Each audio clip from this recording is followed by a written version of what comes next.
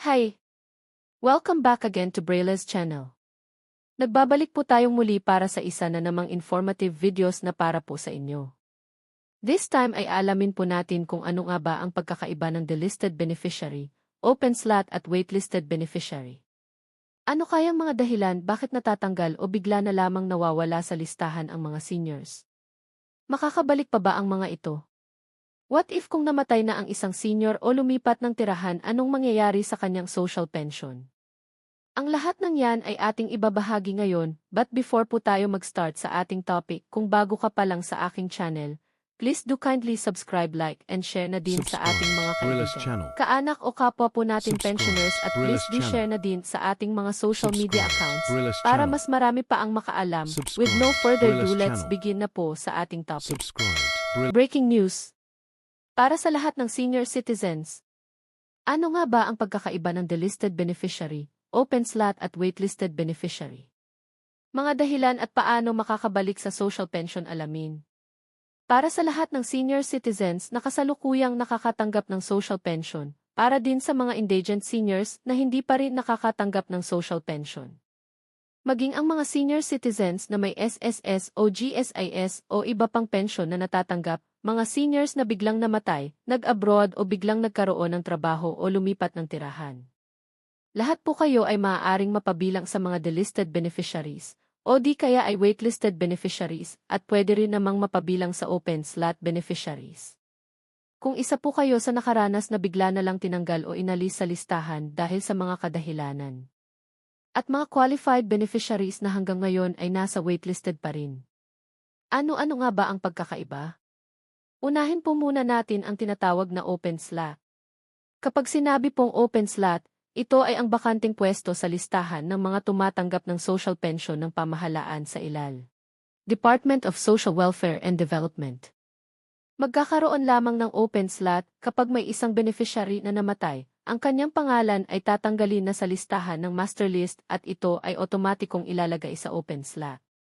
Pwede ring magkaroon ng open slot if may isang beneficiary na na-delist o natanggal. Halimbawa, kung na-verify pala na may SSS o GSIS o iba pang pension kang natatanggap kahit ito ay maliit lamang ay otomatiko po kayong tatanggalin sa listahan at ilalagay po sa open slot. Isa pang dahilan bakit nagkakaroon ng open slot ay kapag ang dating beneficiary ay lumipat na ng tirahan, ibig sabihin ay hindi na siya residente ng kanilang barangay o munisipyo. Ang inyong pangalan ay otomatikong tatanggalin na at magiging open slot na po ito. Isa pang dahilan sa pagkakaroon ng open slot ay kung may mga beneficiary na hindi nakukuha ang kanilang social pension for 2 consecutive payout. Kapag ganyan na po katagal ay matatakan na po kayo na inactive. Kapag ganito po ay otomatikong malalagay po kayo sa delisted at ma-open na ang inyong slot sa iba. Ibig sabihin lamang na ang open slot ay pagbubukas para sa bagong kwalipikadong senior na naghihintay. Kaya't kung marami ang matatanggal ay ganun din karami ang ipapalit na bagong pensioner. Ano naman ang tinatawag na waitlisted? Ang waitlisted ay isang qualified na indigent senior, pero wala pang available slot kaya't nasa holding lists pa po sila. Ibig sabihin ay qualified indigent at kumpleto ang mga dokumento, subalit dahil sa kakulangan ng pondo ng gobyerno ay marami ang nailalagay sa waitlisted at naghihintay lamang ng open slot para mapabilang sa final master list of pensioners. Once magkaroon ng open slot sa master list ng bawat lugar, kukuha ang DSWD sa mismong waitlisted beneficiaries na ibabase sa priority of most vulnerable seniors. At ang panghuli natin ay ang tinatawag na delisted. Kapag sinabing delisted ang isang beneficiary, sila ang mga seniors na tinanggal na sa listahan ng qualified beneficiaries. Ano-ano ba ang mga dahilan sa pagkakatanggal o sa deletion? Maaaring may natatanggap pala kayong regular pension mula sa ibang agency, kahit yan po ay maliit lamang ay otomatiko pa rin kayong tatanggalin sa listahan.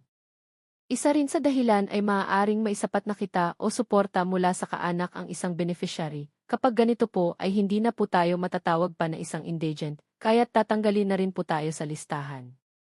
O pwede ring lumipat ka pala ng lugar o tirahan, dahilan para ikaw ay tanggalin sa master list ng inyong lugar, kapag ganito po ang inyong sitwasyon. Make sure lamang na makikipag-coordinate po kayo sa inyong OSCA office, o sa inyong barangay para sa paglilipat o transfer ng inyong social pension. Para hindi rin po kayo tanggalin sa master list, kung hindi ililipat lamang kayo ng listahan sa bago niyong titirhan na lugar.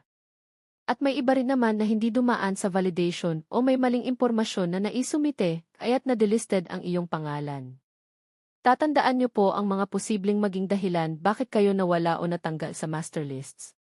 Sa pagpili naman ng mga bagong beneficiaries na ilalagay sa open slot, magkakaroon po ng priority of selection ang DSWD sa pagpili base na rin sa vulnerable ages at status ng bawat seniors. Ang first priority ay kukuha sa waitlisted beneficiaries na nasa 80 years old and above. Pangalawang priority ay ang mga nasa waitlisted na nasa edad 70 hanggang 79 years old. Ang third priority naman ay mga seniors na nasa 65 hanggang 69 years old. At panghuli ay ang mga nasa edad 60 hanggang 64 years old. Paala-ala lamang.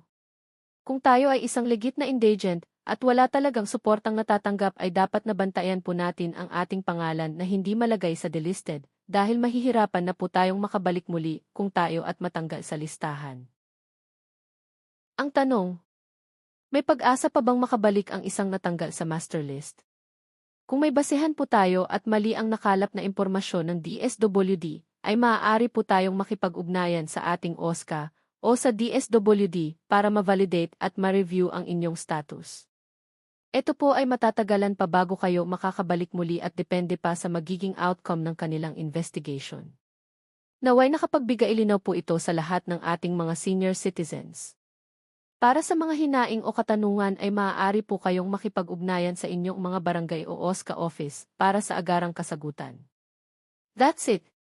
Manatili po kayong nakatutok sa aking channel para sa mga informative videos na para po sa inyo. Marami pong salamat and God bless po sa lahat.